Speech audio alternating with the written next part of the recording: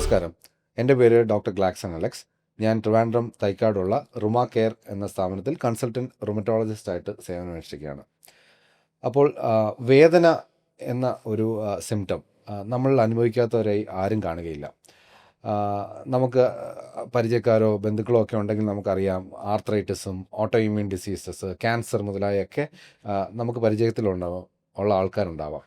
അപ്പോൾ നമുക്കറിയാം, വേദന അത്ര ഒരു ഫിസിക്കൽ മാത്രമായിട്ടുള്ള കാര്യമല്ല. പലപ്പോഴും ഇത് നമ്മുടെ ഉറക്കത്തെ ബാധിക്കാം, നമ്മുടെ ജോലിയെ ബാധിക്കാം, നമ്മുടെ ക്വാളിറ്റി ഓഫ് ലൈഫിനെ ബാധിക്കാം. എന്തിനു പറയുന്നു, നമ്മുടെ ജീവിതം എൻജോയ് ചെയ്യാനുള്ള ഒരു ചാൻസ് പോലും ചിലപ്പോൾ വേദന കാരണം ഇല്ലാതാവാം. അപ്പോൾ ഞാനൊരു റുമറ്റോളജിസ്റ്റ് ആയതുകൊണ്ട് തന്നെ എൻ്റെ ക്ലിനിക്കിൽ വരുന്ന ഒരു 70% ആളുകളുടെയും മെയിൻ സിംറ്റം വേദന തന്നെയാണ്. അത് ജോയിൻറ്റിലാണെങ്കിലും മസിലിലാണെങ്കിലും നെർവ്സിലാണെങ്കിലും അവർ വേദനയാണ് അവരെ ഡോക്ടറിലേക്ക് എത്തിക്കുന്നത്. അപ്പോൾ നമ്മൾ ചിലപ്പോൾ ശരിയായ രോഗനിർണയമൊക്കെ നടത്തി കറക്റ്റ് മരുന്നുകളൊക്കെ കഴിച്ച് അതിനെ ഒപ്റ്റിമൈസ് ചെയ്ത് നീർക്കെട്ടിൻ്റെ അളവുകളൊക്കെ കുറയ്ക്കുമ്പോഴും ചില സമയത്ത് വേദന നമുക്ക് കൺട്രോൾ ചെയ്യാൻ പറ്റാതെ വരുന്ന സാഹചര്യങ്ങളുണ്ട്. അപ്പോൾ ഇവിടെയാണ് ഇൻ്റർവെൻഷണൽ പെയിൻ മാനേജ്മെൻറ്റ് എന്ന സ്പെഷ്യാലിറ്റിയുടെ ഒരു പ്രാധാന്യം. സർജറിയും പെയിൻ കില്ലേഴ്സും ഒന്നും ഇല്ലാതെ നമുക്ക് എന്ത് ചെയ്യാമെന്നുള്ളതിന് ഒരു ഉത്തരമാണ് ഇൻ്റർവെൻഷണൽ പെയിൻ മാനേജ്മെൻറ്റ്. അപ്പോൾ ഈ ഡിപ്പാർട്ട്മെൻറ്റിനെ കുറിച്ചും ഇതിൻ്റെ സാധ്യതകളെക്കുറിച്ചും നമ്മളോട് സംസാരിക്കാൻ ഇന്ന് നമ്മളോടൊപ്പം ഉള്ളത് ഡോക്ടർ വിനീത ജി ഗോപാലാണ്. തിരുവനന്തപുരത്തെ ഒരു പ്രമുഖ ഇൻ്റർവെൻഷണൽ പെയിൻ സ്പെഷ്യലിസ്റ്റാണ് ഡോക്ടർ വെൽക്കം.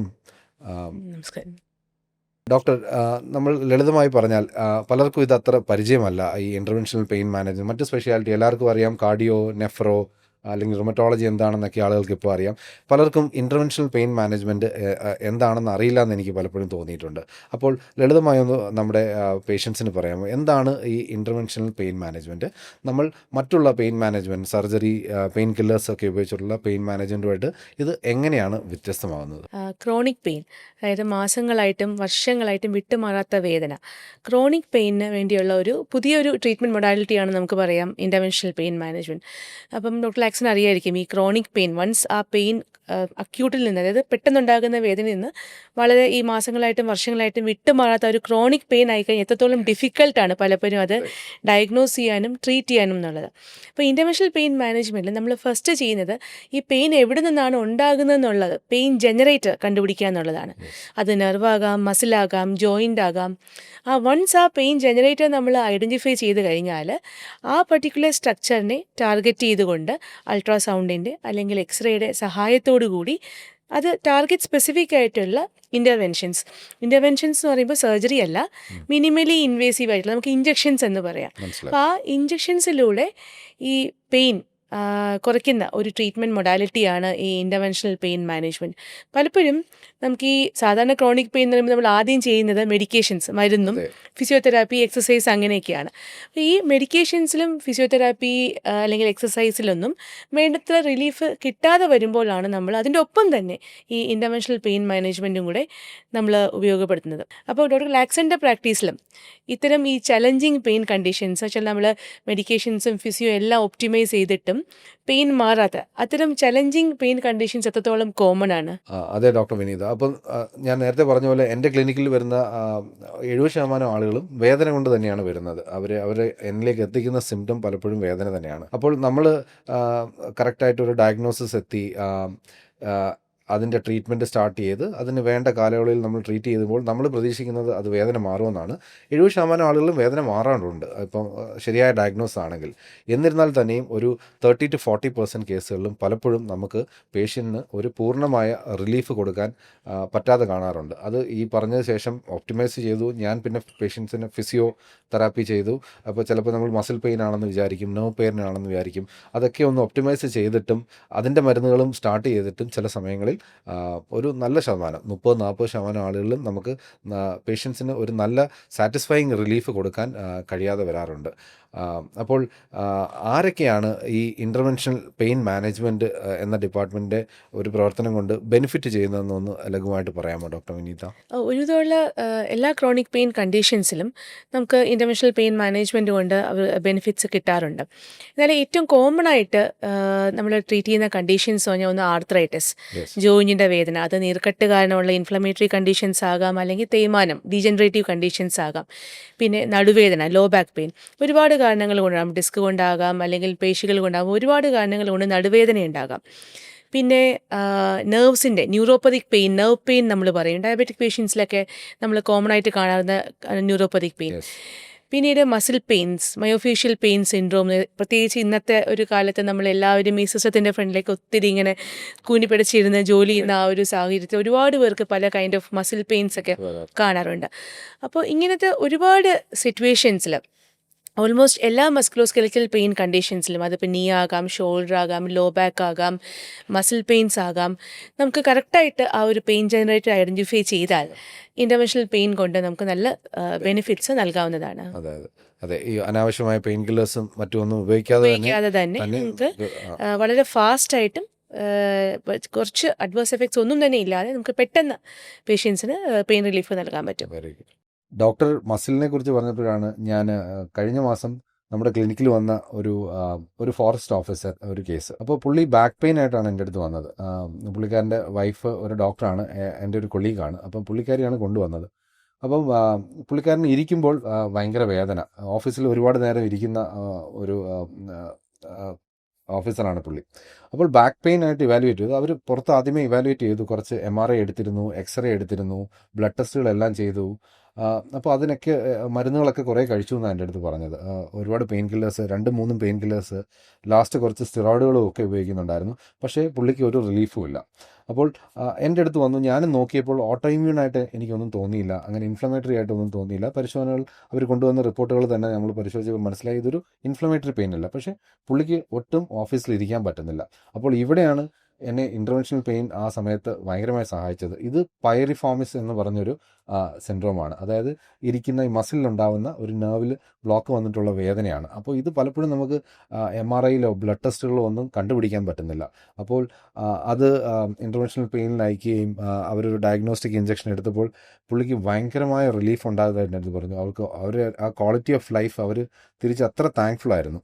അവർക്ക് വർക്ക് ചെയ്യാൻ പറ്റി, ഡേ ടു ഡേ പുള്ളിയുടെ മൂഡ്. അപ്പം വൈഫ് പറയുമായിരുന്നു, പുള്ളി ഈ വേദന കാരണം വൈകിട്ട് വീട്ടിൽ വന്നാൽ ഫുൾ ദേഷ്യമാണ്, കുട്ടികളോടെല്ലാം അനാവശ്യമായിട്ട് ചൂടാവുന്നു. അപ്പോൾ അതാണ് ഞാൻ പറഞ്ഞത്, ഇതൊരു ഫിസിക്കൽ മാത്രമല്ല, പലപ്പോഴും പെയിൻ ഇങ്ങനത്തെ ഉള്ള കുറച്ച് സൈക്കോളജിക്കൽ ആസ്പെക്ട്സും അവരുടെ മൂഡിനെ എല്ലാം അഫക്റ്റ് ചെയ്യും. അപ്പോൾ അവർക്കൊരു വലിയ ഡ്രമാറ്റിക് റിലീഫായിരുന്നു. ഭയങ്കര താങ്ക്ഫുള്ളായിട്ട് നമ്മളോട് വന്ന് വലിയ നന്ദിയൊക്കെ പറഞ്ഞു. അപ്പോൾ ഇതിനെക്കുറിച്ച് ഇതുപോലുള്ള മറ്റ് എന്തൊക്കെ പ്രൊസീജിയേഴ്സാണ് ഈ ഇൻ്റർവെൻഷണൽ പെയിൻ മാനേജ്മെൻറ്റിലുള്ളത്, എന്തൊക്കെയാണ് നിങ്ങൾ ഈ ഇഞ്ചെക്റ്റ് ചെയ്യുന്നത്, ഇതിനെക്കുറിച്ചൊന്ന് പറയാം. പേശികളുടെ കാര്യം പറഞ്ഞല്ലോ. അപ്പോൾ ഈ പേശിവേദന പലപ്പോഴും അങ്ങനെയാണ്. നമ്മൾ വിചാരിക്കുന്നത് പോലെ ഫിസിയോതെറാപ്പിയിലും എക്സസൈസിലും മാത്രം എപ്പോഴും മാറണം എന്നില്ല. ഇതുപോലെ തന്നെ എനിക്കും ഒരു പേഷ്യൻ്റ് വന്നിരുന്നു, ഇത് കഴുത്ത് വേദനയായിട്ട്. അപ്പോൾ പേശിവേദനയാണ്, കഴുത്തിലെ പേശിവേദനയാണ്.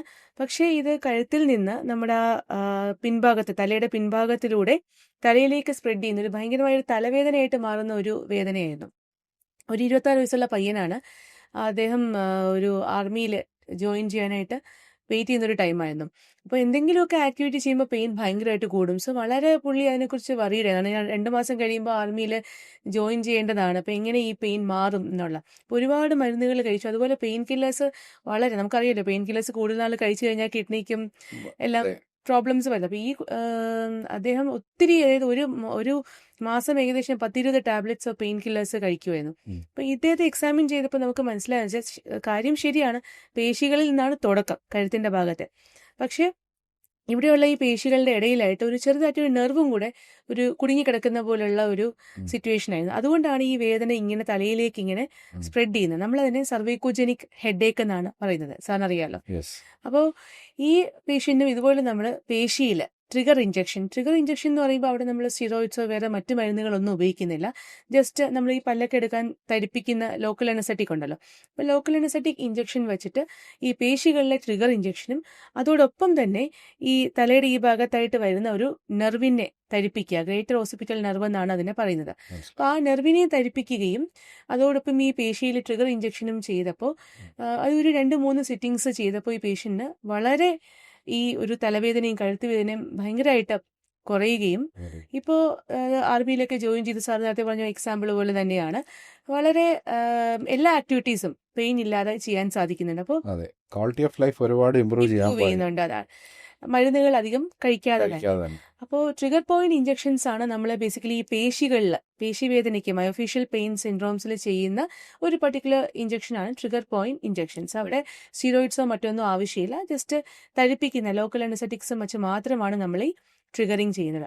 അപ്പോൾ അതേപോലെ തന്നെ നമുക്ക് സ്റ്റിറോയിഡ്സ് യൂസ് ചെയ്യുന്നത് ഇൻഫ്ലമേഷൻ ഉള്ളപ്പോഴാണ്, നീർക്കെട്ടുള്ളപ്പോഴാണ് നമ്മൾ സ്റ്റിറോയിഡ്സ് യൂസ് ചെയ്യുന്നത്. അത് ജോയിൻസിൽ യൂസ് ചെയ്യാറുണ്ട്. അതുപോലെ നടുവേദന, നമുക്കറിയാലോ കാലിലോട്ട് ഇറങ്ങുന്ന നടുവേദന, നമ്മൾ സയാട്ടിക്ക എന്ന് പറയുന്നത് പലപ്പോഴും ഡിസ്ക് ബൾജ് കാരണമാണ്. അപ്പോൾ ഈ ഡിസ്ക് ബൾജ് ചെയ്യുമ്പോൾ ആ കാലിലോട്ട് പോകുന്ന നെർവ് റൂട്ടിന് ചുറ്റും കുറച്ച് നീർക്കെട്ട് കാണും. അപ്പോൾ അവിടെയും ആ നീർക്കെട്ട് കുറയ്ക്കാനായിട്ട് നമ്മൾ സ്റ്റിറോയിഡ്സ് യൂസ് ചെയ്യാറുണ്ട്. ഇനി തേയ്മാനമാണ് വേദനയുടെ കാരണം, മുട്ടുവേദന, നീ ഓസ്റ്റിയോ ആർത്രൈറ്റിസ് പോലത്തെ സിറ്റുവേഷൻസ് തേയ്മാനം വരുമ്പോൾ നമുക്ക് അവിടെ PRP treatment, platelet rich plasma, പേഷ്യൻ്റെ ഓൺ ബ്ലഡിൽ നിന്ന് പ്ലേറ്റ്ലെറ്റ്സ് സെപ്പറേറ്റ് ചെയ്ത് അത് തിരിച്ച് മുട്ടിലോട്ട് ഇഞ്ചക്ട് ചെയ്യുന്ന PRP ട്രീറ്റ്മെന്റ് പോലെ. അത് മുട്ട് മാത്രമല്ല, നമുക്ക് മസിൽസിന്, ടെൻഡൻസിന്, ലിഗമെന്റ്സിനൊക്കെ തേയ്മാനം വരുമ്പോൾ അല്ലെങ്കിൽ തേയ്മാനം കൊണ്ടുള്ള ഇഞ്ചുറീസ് വരുമ്പോഴൊക്കെ നമുക്ക് ഈ PRP ട്രീറ്റ്മെന്റ് യൂസ് ചെയ്യാം, സ്റ്റിറോയിഡ് അല്ലാതെയുള്ള. ബിക്കോസ് പേഷ്യന്റെ ഓൺ ബ്ലഡ് ആയതുകൊണ്ട് തന്നെ നമുക്ക് അവിടെ വേറെ നമ്മളൊന്നും പുറത്തുനിന്ന് ഇൻട്രൊഡ്യൂസ് ചെയ്യുന്നില്ല. So it's extremely safe. പിന്നെ ഇപ്പോൾ ഏറ്റവും ഒരു latest technology in chronic pain management radio frequency ablation ആണ്. അതായത് ഇപ്പോൾ നമുക്ക് PRPയോ അല്ലെങ്കിൽ സ്റ്റീറോയിഡ്സോ ഒന്നും കൊണ്ട് ആ ഒരു പെയിൻ നമുക്ക് കൺട്രോൾ ചെയ്യാൻ പറ്റിയില്ല എന്നുണ്ടെങ്കിൽ ആ ഭാഗത്ത് നിന്ന്, ഇപ്പോൾ എവിടെയാണോ വേദന, മുട്ടാണോ എവിടെയാണോ വേദന, അവിടെ നിന്ന് ആ പെയിൻ ക്യാരി ചെയ്യുന്ന നമ്മുടെ നെർവ്സ്, നാഡീഞരമ്പുകളെ തരിപ്പിക്കുക. അത് നമ്മൾ നെർവ് ബ്ലോക്സ് എന്ന് പറയും. അത് തരിപ്പിച്ച് നോക്കിയിട്ട് അത് എഫക്റ്റീവ് ആണെങ്കിൽ നമുക്ക് ലോങ് ടേം കൂടുതൽ നാളെ പെയിൻ റിലീഫിന് വേണ്ടിയിട്ട് ഈ radio frequency ablation, RF ablation എന്ന് പറഞ്ഞൊരു മൊഡാലിറ്റിയും ഇപ്പോൾ അവൈലബിൾ ആയിട്ടുണ്ട്. അപ്പോൾ ഇങ്ങനെ സ്റ്റീറോയിഡ് അല്ലാതെ ഒരുപാട് പുതിയ മിനിമലി ഇൻവേസീവ് ആയിട്ടുള്ള ട്രീറ്റ്മെന്റ് ഓപ്ഷൻസ് ഈ ഇന്റർവെൻഷണൽ പെയിനിൽ ഇപ്പോൾ. ഈ റേഡിയോ ഫ്രീക്വൻസി അബ്ലേഷൻ കുറച്ചു കാലം ഈ സാധാരണ ഒരു ഇഞ്ചക്ഷൻ എടുത്താൽ എത്ര കാലം വരെ ഇത് നിൽക്കാം? റേഡിയോ ഫ്രീക്വൻസി അബ്ലേഷന്റെ അല്ലാതെ നമ്മൾ ഇന്റർവെൻഷണൽ പെയിൻ നമ്മള് സ്റ്റിറോയിഡുകളോ ലോക്കൽ അനസ്തീഷ്യോ കൊടുക്കുമ്പോൾ ഡിപ്പെൻഡിങ് ഓൺ ദ കണ്ടീഷനാണ്. ഇപ്പോൾ നീർക്കെട്ടുള്ള പേഷ്യൻസിനാണെങ്കിൽ നമ്മൾ സ്റ്റിറോയിഡ് കൊടുത്താൽ 6 months to 1 year അതുകൊണ്ട് തന്നെ നമുക്ക് ആശ്വാസം കിട്ടാം. പക്ഷേ തേയ്മാനമുള്ള പേഷ്യൻസിന് തേയ്മാനത്തിന്റെ ഒരു എക്സ്റ്റെൻഡ് അനുസരിച്ചിട്ട് വളരെ തേയ്മാനം കൂടിയിട്ടുണ്ടെങ്കിൽ അവർക്ക് അതുകൊണ്ട് അധികം നാൾ എഫക്റ്റ് കിട്ടില്ല. അപ്പം അങ്ങനെ വരുമ്പോഴാണ് നമ്മൾ ഈ റേഡിയോ ഫ്രീക്വൻസി അബ്ലേഷൻ RFലോട്ട് പോകുന്നത്. ഈ പ്രൊസീജിയേഴ്സ് ഒക്കെ വ്യക്തമായി പറഞ്ഞു, ഞങ്ങൾക്ക് കുറേയൊക്കെ മനസ്സിലായി. ഇത് എത്രത്തോളം സേഫ് ആണ് ഈ പ്രൊസീജിയേഴ്സ്? കാരണം ഇത് ഇഞ്ചക്ഷൻസ് ആണ്, ഇത് എത്രത്തോളം ശാസ്ത്രീയമാണ്, ഇത് എത്രത്തോളം സേഫ് ആണ്? ഇന്റർവെൻഷൻസ് എല്ലാം തന്നെ ഇപ്പോൾ നമ്മൾ ഇമേജ് ഗൈഡഡ് ആയിട്ടാണ് ചെയ്യുന്നത്. അതായത് എക്സ്റേയുടെ അല്ലെങ്കിൽ അൾട്രാസൗണ്ടിന്റെ ഗൈഡൻസിലാണ് ഏത് സ്ട്രക്ചറാണോ പെയിൻ ഉണ്ടാക്കുന്നത്, അതെ, റിയൽ ടൈം ഗൈഡൻസിലാണ് നമ്മൾ ഈ ഇഞ്ചക്ഷൻസ് ചെയ്യുന്നത്. അപ്പോൾ അതുകൊണ്ട് തന്നെ അഡ്വേഴ്സ് എഫക്ട്സ് അല്ലെങ്കിൽ അതുകൊണ്ടുള്ള എന്തെങ്കിലും സൈഡ് എഫക്ട്സ് പറയുന്നത് എക്സ്ട്രീംലി ആൻഡ് ഇതൊക്കെ ഡേ കെയർ പ്രൊസീജിയേഴ്സ് ആണ്. ഇതിന് നമ്മൾ പേഷ്യൻറ്റിനെ അഡ്മിറ്റ് ചെയ്യേണ്ട ആവശ്യമൊന്നുമില്ല. നമ്മൾ പ്രൊസീജിയർ കഴിഞ്ഞാൽ ഇമ്മീഡിയറ്റ്ലി റിസൾട്ട് അറിയാം, പെയിൻ റിലീഫ് ഉണ്ടോ ഇല്ലയോ എന്ന് അറിയാൻ പറ്റും. ഒരു ½ an hour നമുക്ക് പേഷ്യൻസിനെ ഡിസ്ചാർജ് അത് തന്നെ വീട്ടിൽ വിടാം. ആൻഡ് അവർക്ക് അങ്ങനെ പ്രത്യേകിച്ച് കുറേ നാൾ റെസ്റ്റ് എടുക്കുകയോ അങ്ങനെ അതിൻ്റെ ആവശ്യമൊന്നും വരുന്നില്ല. പക്ഷേ എന്നിരുന്നാൽ തന്നെയും പേഷ്യൻസിന് ഇഞ്ചക്ഷൻസ് നേക്കുമ്പോൾ വളരെയധികം ഒരു പേടിയുണ്ട്. നമ്മളതിന് നീഡിൽ ഫോബിയ എന്ന് പറയും. പൊതുവേ ഡോക്ടർ ഗ്ലാക്സൺ ഈ ഇന്റർവെൻഷണൽ പെയിനിന് പേഷ്യൻസിനെ റെഫർ ചെയ്യുമ്പോൾ എങ്ങനെയാണ് അവരെ കൗൺസിൽ ചെയ്യാറ്? അതെ ഡോക്ടർ, വളരെ വളരെ കറക്റ്റാണ്. ഈ പേഷ്യൻസിന് നീഡിൽ ഇഞ്ചക്ഷൻ എന്ന് പറഞ്ഞാൽ പേഷ്യൻ്റ് ഇറങ്ങി ഓടും. ഭയങ്കര പാടാണ് ഇവരെ കൺവിൻസ് ചെയ്യാനായിട്ട്. അപ്പോൾ ഞാൻ ക്ലിനിക്കിൽ ഇത് ഇനിഷ്യലി നല്ല ബുദ്ധിമുട്ടായിരുന്നു. കാരണം നമ്മൾ ഡോക്ടറെ അടുത്ത് എൻ്റെ അടുത്ത് വന്നത് പെയിൻ റിലീഫിനാണ്. അപ്പം നമ്മൾ മരുന്നുകൾ ഈ പറഞ്ഞതുപോലെല്ലാം ഓപ്റ്റിമൈസ് ചെയ്തു. അപ്പോൾ ഞാൻ പലപ്പോഴും ഇങ്ങനത്തെ ഒരു പ്രൊസീജിയറോ ഒരു ഇൻ്റർവെൻഷണൽ പെയിൻ മറ്റു പെയിൻ കില്ലറിനേക്കായോ സർജറിയൊക്കെയോ ബെനിഫിറ്റ് ആണെന്ന് തോന്നുമ്പോൾ ഞാൻ അവരുടെ അടുത്ത് കൺവിൻസ് ചെയ്യാൻ ഉപയോഗിക്കുന്നത് അവരെ ഇതിനെക്കുറിച്ച് പഠിപ്പിക്കുക എന്നുള്ളതാണ്. അപ്പോൾ ചിലവർക്കത് പെട്ടെന്ന് മനസ്സിലാവും, ചിലർ പേഷ്യൻസിന് അത് അണ്ടർസ്റ്റാൻഡിങ് അവരെ സിമ്പിൾ ലാംഗ്വേജിൽ അവിടെ മനസ്സിലാക്കി എന്താണ് നിങ്ങളുടെ അസുഖം, എന്താണ് ഞാൻ ട്രീറ്റ് ചെയ്യാൻ ഉദ്ദേശിച്ചത്. പക്ഷേ അത് കൂടുതൽ കൊണ്ട് നമുക്ക് ഇത് റിലീഫ് കിട്ടില്ല എന്ന് അവരെ കൺവിൻസ് ചെയ്യുക. ഇപ്പോൾ മസിലാണോ പ്രശ്നം, നെർവ് ആണോ പ്രശ്നം, ജോയിൻ്റ് ആണോ, നമ്മൾ കറക്റ്റായിട്ട് മരുന്നുകൾ കഴിച്ചു, ഇനി നമ്മൾ വേദന സംഹാരികൾ കഴിക്കാം. അപ്പം നമുക്കറിയാം ഒരു ടോക്സിസിറ്റി ഇൻഡെക്സിൽ ഈ വേദന സംഹാരികൾ കുറച്ചും കൂടെ മേളിലാണ്, വളരെ മേളിലാണ്. അപ്പോൾ ഇത് ഒരുപാട് കാലം അങ്ങനെ 1-2 ദിവസം നമുക്കൊരു വേദനയ്ക്ക് മരുന്ന് കഴിക്കാം. നല്ലത് വേദന സംഹാരികൾ ഒരു മരുന്നായിട്ട് കഴിച്ച് തുടരാൻ പറ്റില്ല. കാരണം അതിൻ്റെ സൈഡ് ഇഫക്റ്റുകളെക്കുറിച്ച് എല്ലാവർക്കും അറിയാം. കിഡ്നി പ്രശ്നങ്ങളും ലിവർ പ്രശ്നങ്ങളും. അപ്പോൾ ഇവരെ ഇതൊന്ന് പറഞ്ഞ് മനസ്സിലാക്കി ഇതാണ് ഇവരുടെ പ്രശ്നം എന്ന് ഇപ്പോൾ അവിടെ നമുക്ക് അൾട്രാസൗണ്ടും ഇമേജും ഒക്കെ ഉണ്ട്. മേ ബി അവരെ നമുക്ക് കാണിക്കുകയും ചെയ്യാം. ഇതാണ് നിങ്ങളുടെ പ്രശ്നം. ഇത് നെർവിലാണ് പ്രശ്നം വന്നിരിക്കുന്നത്, അല്ലെങ്കിൽ ടെൻഡനിലാണ് പ്രശ്നം വന്നിരിക്കുന്നത് എന്ന് പറഞ്ഞതിന് ശേഷം നമ്മൾ കൺവിൻസ് ചെയ്ത് വിടുമ്പോൾ കുറച്ച് സമയം അവരോട് സ്പെൻഡ് ചെയ്യണം. അതിന് നമ്മുടെ ടീമിൽ ചിലപ്പോൾ സൈക്കോളജിസ്റ്റിനെയും ചിലപ്പോൾ ആവശ്യമായിട്ട് വരും ഇതിൻ്റെ ഒരു പെയിൻ മാനേജ്മെൻറ്റ്. അപ്പോൾ ഇങ്ങനെയാണ് ഞാൻ പലപ്പോഴും അവരെ കൺവിൻസ് ചെയ്ത് ഇൻ്റർവെൻഷനിലേക്ക് വരാൻ പറ്റുന്നത്. അപ്പോൾ മിക്ക പേഷ്യൻസും അതിനോട് ഒബ്സർവ് അത് അംഗീകരിക്കുകയും അവർ വില്ലിങ്നെസ് ആയിട്ട് വരികയും ചെയ്യുന്നതാണ് കാണാറുള്ളത്.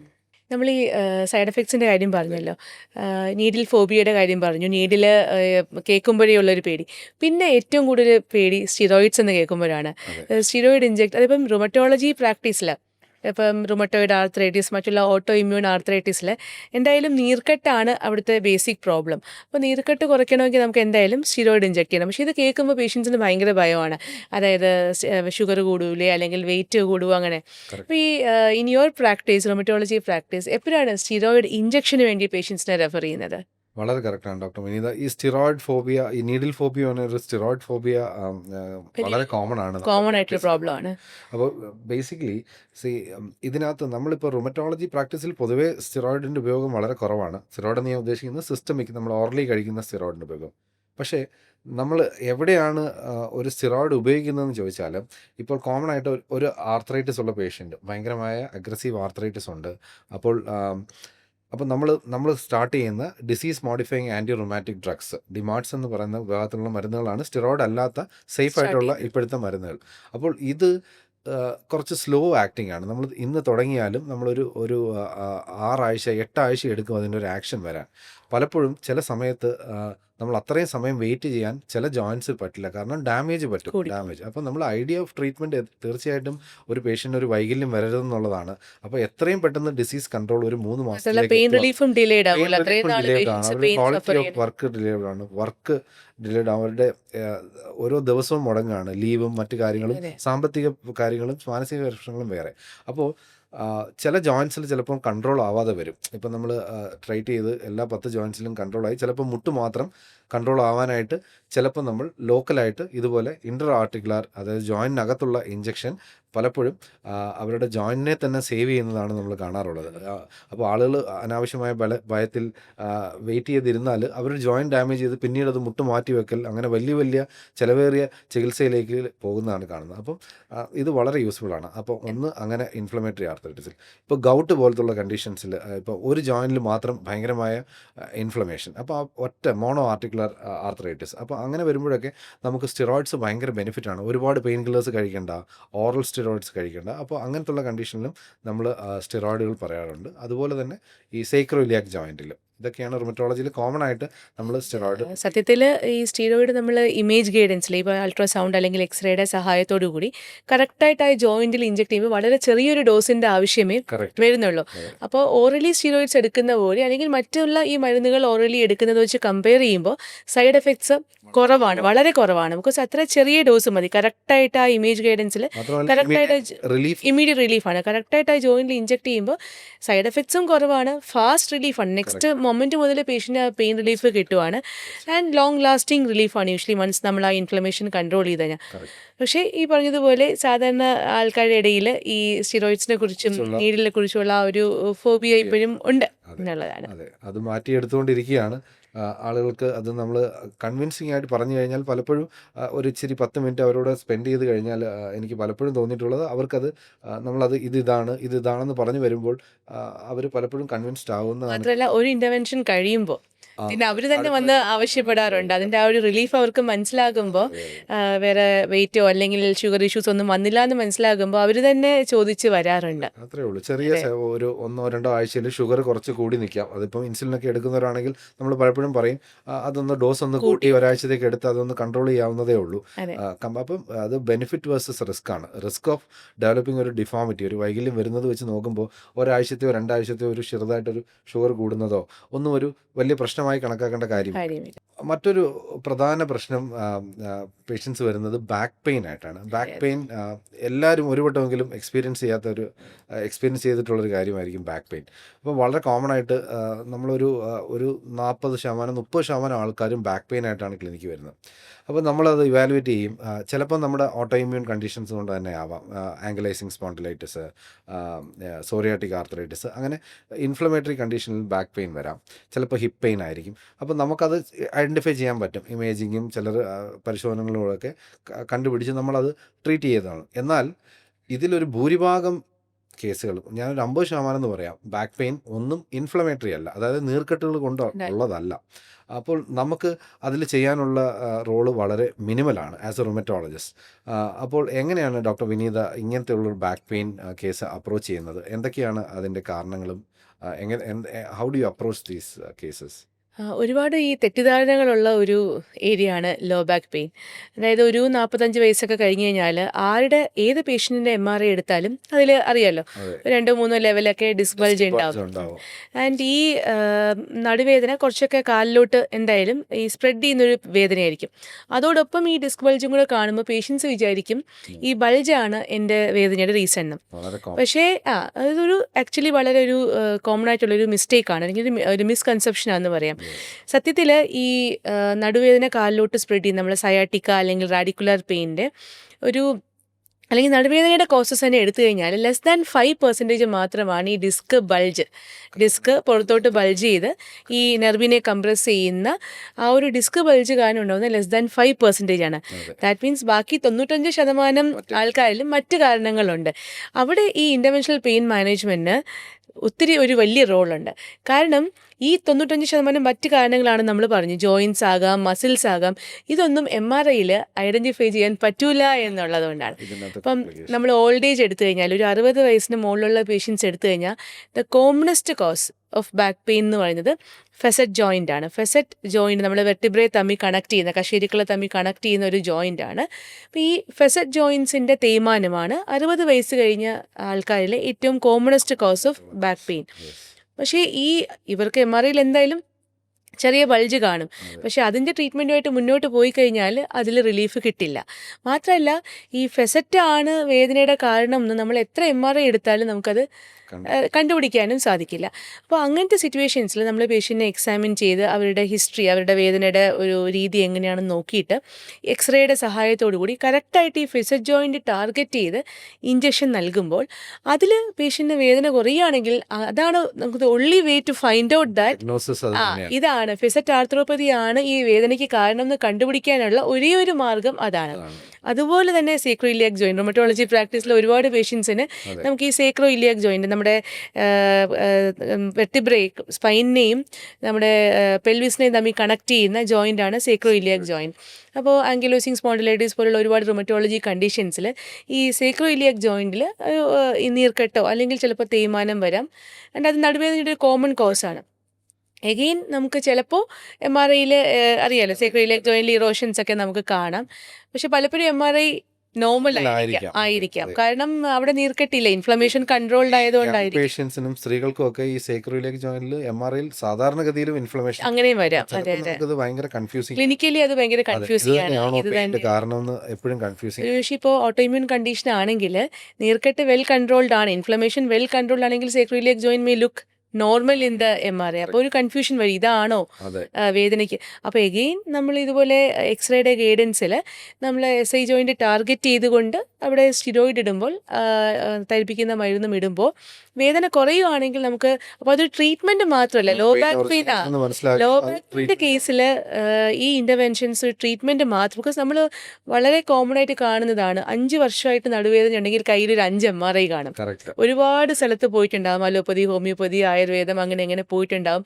പല ഡോക്ടേഴ്സിൻ്റെ അടുത്ത് പോവും. അപ്പോൾ വേദന കുറച്ചപ്പോൾ വീണ്ടും MRI എടുക്കും. അതെ, അല്ല എല്ലാവരും കയറി വരുന്നത് തന്നെ ഡോക്ടറെ എൻ്റെ L4 L5 ഡിസ്ക് ബൾജ് പറഞ്ഞിട്ടാണ്, അല്ലെങ്കിൽ L3 ഒരു നമ്പർ പറഞ്ഞിട്ടാണ് അവർ ആ ലേബലിലാണ്. നോക്കിക്കഴിഞ്ഞാൽ മിക്കവരുടെ കയ്യിലും ഒന്നി കൂടുതൽ കാണും. ഇപ്പം എനിക്ക് തോന്നിയിട്ടുള്ള 3 വർഷം എല്ലാ വർഷവും ഓരോ MRI എന്നുള്ള, 3 വർഷമാണെങ്കിൽ 3 MRI അങ്ങനെ. പക്ഷേ നമുക്കിതിൽ മനസ്സിലാകാത്ത കാര്യം, പേഷ്യൻസ് മനസ്സിലാക്കാത്തൊരു കാര്യം എന്ന് പറഞ്ഞതാണ്, എത്ര MRI എടുത്താലും മനസ്സിലാകാത്ത കുറേ പെയിൻ ജനറേറ്റേഴ്സ് സയാറ്റിക്കസ് നമ്മുടെ ലോ ബാക്കിൽ ഉണ്ടെന്നുള്ളതാണ്. അത് കണ്ടുപിടിക്കാനുള്ള ഒരു ഏക മാർഗവും കൂടിയാണ് ഈ ഇൻ്റർവെൻഷണൽ പെയിൻ മാനേജ്മെൻറ്റ്. അപ്പോൾ അതിന് ലോ ബാക്കിൻ്റെ കേസിൽ ഒരു ഡയഗ്നോസിസ് മാത്രമല്ല, ട്രീറ്റ്മെൻറ്റ് മാത്രമല്ല, ഡയഗ്നോസ്റ്റിക്കും കൂടിയാണ് ഈ ഇഞ്ചെക്ഷൻസിലൂടെ നമുക്ക് മനസ്സിലാവുന്നത്. ഡോക്ടർ അപ്പം പറഞ്ഞു ഈ 5% ആളുകൾ മാത്രമേ ശരിക്കും ഡിസ്ക് ബൾജ് കാരണമുള്ള നടുവേദന ഉള്ളത്. വളരെ കറക്റ്റാണത്. അപ്പോൾ ഈ ഡിസ്ക് ബൾജുള്ള എല്ലാവർക്കും നമുക്ക് ചിലപ്പോൾ സർജറി വേണ്ടി വരില്ല, അല്ലെങ്കിൽ സർജറി ചെയ്യാൻ പറ്റത്തില്ല. അപ്പോൾ ഇങ്ങനെയുള്ള പേഷ്യൻസിനെ എങ്ങനെയാണ് അപ്രോച്ച് ചെയ്യുന്നത്? എന്താണ് ഇൻ്റർവെൻഷണൽ പെയിനിൽ അവർക്കുള്ള ഒരു ചികിത്സ? ഡിസ്ക് ബൾജുള്ള പേഷ്യൻസിന് വേദന, അതായത് നമ്മുടെ നടുവിൻ്റെ ഭാഗത്ത് നിന്ന് കാലിൻ്റെ അറ്റം വരെ, പാദം വരെ, വിരലുകൾ വരെയുള്ള വേദനയാണ് യൂഷ്വലി വരുന്നത്. വേദന മാത്രമല്ല, അവർക്ക് തരിപ്പ്, പെരുപ്പ്, അങ്ങനത്തെ സിംറ്റംസ്, സയാറ്റിക്ക സിംറ്റംസ് ഉണ്ടായിരിക്കും. അപ്പോൾ ഈ സിംറ്റംസ് ആദ്യം ഇത് MRIയിൽ കാണുന്ന ഡിസ്ക് ബൾജുമായിട്ട് കോറിലേറ്റ് ചെയ്യുന്നുണ്ടോ എന്നുള്ള കാര്യം നോക്കുക എന്നുള്ള. കാരണം ഒരുപാട് നേരത്തെ നമ്മൾ പറഞ്ഞില്ലേ, സിംറ്റമാറ്റിക് ബൾജ് ഉണ്ട്. ബൾജ് ചിലപ്പോൾ ലെഫ്റ്റ് സൈഡിലായിരിക്കും, പേഷ്യൻ്റെ സിംറ്റംസ് റൈറ്റ് സൈഡിലായിരിക്കും. അതെ. അപ്പോൾ ആദ്യത്തെ സ്റ്റെപ്പ് എന്ന് പറഞ്ഞാൽ ഇത് ഈ ബൾജ് കൊണ്ട് തന്നെയാണോ ഈ സിംറ്റംസ് ഉണ്ടാകുന്നത് എന്നുള്ളത് ഒരു ക്ലിനിക്കൽ എക്സാമിനേഷൻ വഴിയും MRIയും നോക്കി നമ്മളത് കൺഫേം ചെയ്യാന്നുള്ളതാണ്. പിന്നെ സർജറിയുടെ കാര്യം സാർ ഓൾറെഡി പറഞ്ഞു. ഇപ്പോൾ സർജറി ഒരുപക്ഷെ പേഷ്യൻറ്റിന് ഇൻഡിക്കേറ്റഡ് ആയിരിക്കില്ല, അല്ലെങ്കിൽ സർജറി ഇപ്പോൾ ചെയ്യാൻ പറ്റുന്ന ഒരു സാഹചര്യമായിരിക്കില്ല എന്തായാലും. അപ്പോൾ അത്തരം സിറ്റുവേഷൻസിൽ ചെയ്യാൻ പറ്റില്ല. അപ്പോൾ അത്തരം സിറ്റുവേഷൻസിൽ നമുക്ക് വളരെ സേഫ് ആയിട്ടുള്ള ഒരു ഇൻ്റർവെൻഷനാണ് എപ്പിഡ്യൂറൽ സ്റ്റിറോയിഡ് എന്ന് പറയുന്നത്.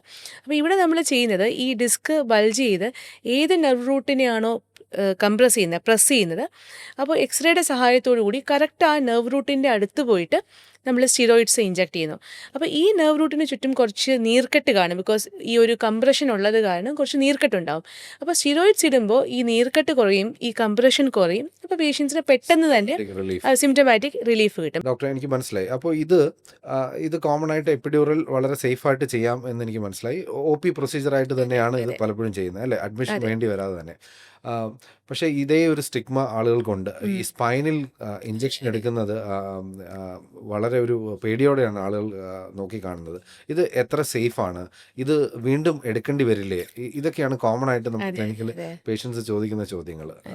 എന്താണ് ഇതിൻ്റെ ഒരു ഈ സ്പൈൻ ഇഞ്ചെക്ഷൻസ് നേരത്തെ പറഞ്ഞതുപോലെ ഇമേജ് ഗൈഡൻസിൽ ചെയ്യുന്നത് കൊണ്ട്, എക്സ്റേയുടെ ഗൈഡൻസിൽ, അതും നമ്മൾ ഡൈ അല്ലെങ്കിൽ കോൺട്രാസ്റ്റ് എന്ന് പറഞ്ഞിട്ട് ഒരു മെറ്റീരിയൽ ഇഞ്ചെക്ട് ചെയ്യും.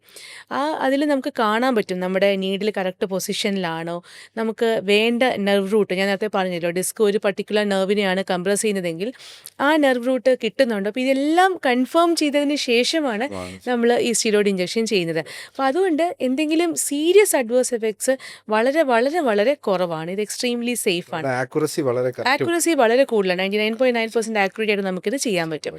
ആൻഡ് ഇത് വീണ്ടും വീണ്ടും എടുക്കണം. അത് സ്ഥിരം പേഷ്യൻസ് ചോദിക്കുന്ന ഒരു ക്വസ്റ്റ്യൻ ആണ്, അപ്പോൾ ഇത് ഞാൻ എപ്പോഴും എടുക്കേണ്ടി വരുമോ എന്നുള്ളത്.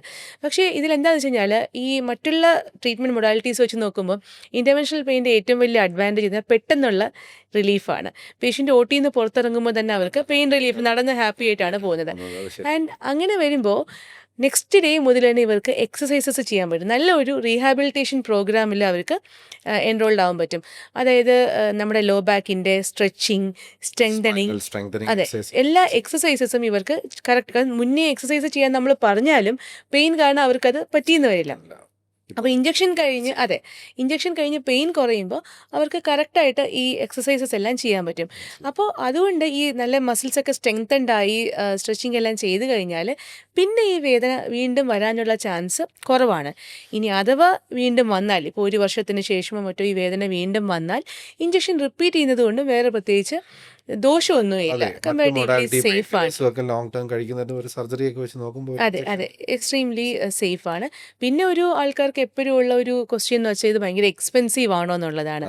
പക്ഷേ നമ്മുടെ ഈ ഇൻ്റർവെൻഷണൽ പെയിൻ മാനേജ്മെൻറ്റിൽ വരുന്ന എനിക്കൊരു 90% ഇൻ്റർവെൻഷൻസും അഫോർഡബിൾ ആണ്. സാധാരണക്കാർക്ക് എല്ലാവർക്കും ചെയ്യാൻ പറ്റുന്ന ഒരു പ്രൈസ് റേഞ്ചിലാണ് വരുന്നത്. റേഡിയോ ഫ്രീക്വൻസി അബ്ലേഷൻ മാത്രമാണ് അതൊരു ഏറ്റവും ലേറ്റസ്റ്റ് ഒരു കട്ടിംഗ് എഡ്ജ് ടെക്നോളജിയിൽ വരുന്ന ഒരു മൊഡാലിറ്റി ആയതുകൊണ്ട് കുറച്ച് എക്സ്പെൻസീവ് ആകുന്നത്. മറ്റുള്ള എല്ലാ ഇഞ്ചക്ഷൻസും സർജറി ആയിട്ടും കമ്പയർ ചെയ്യുമ്പോൾ ഒരുപാട് അഫോർഡബിൾ ആണ്, ആൾക്കാർക്ക് ചെയ്യാൻ പറ്റുന്ന പറ്റുന്നതാണ് എല്ലാ പ്രൊസീജിയേഴ്സും തന്നെ. അതെ, പക്ഷേ ഡോക്ടർ പറഞ്ഞ പോലെ പ്രൊസീജിയർ കഴിഞ്ഞിട്ടുള്ള റീഹാബിലിറ്റേഷൻ ഭയങ്കര ഭയങ്കര ഇമ്പോർട്ടൻ്റ് ഇമ്പോർട്ടൻ്റ് ആണ്.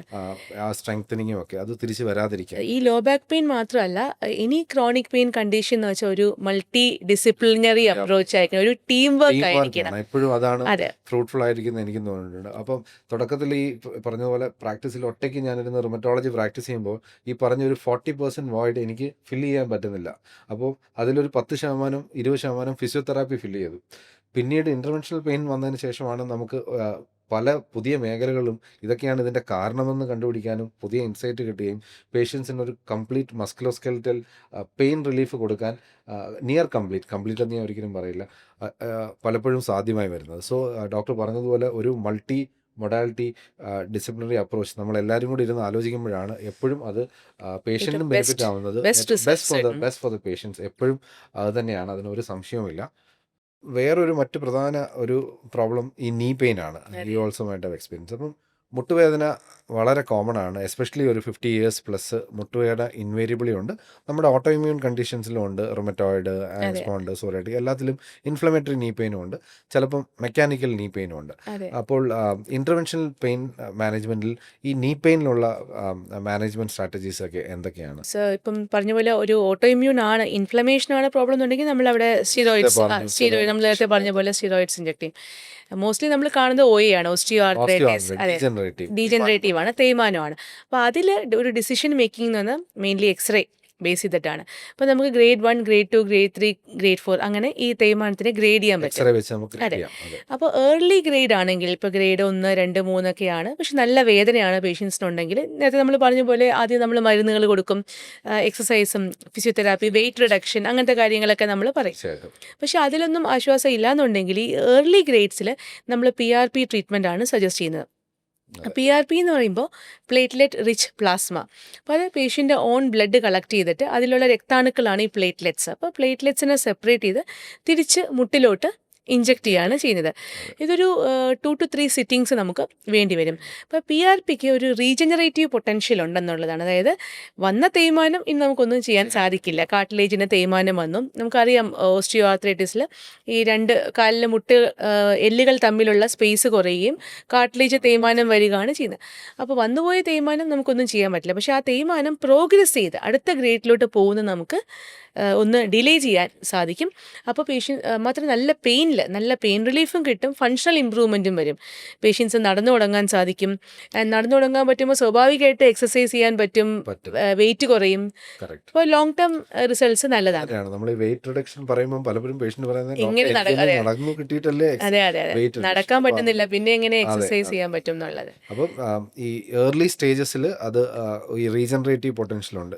PRP ആണ് നമ്മൾ ചെയ്യുന്നത്.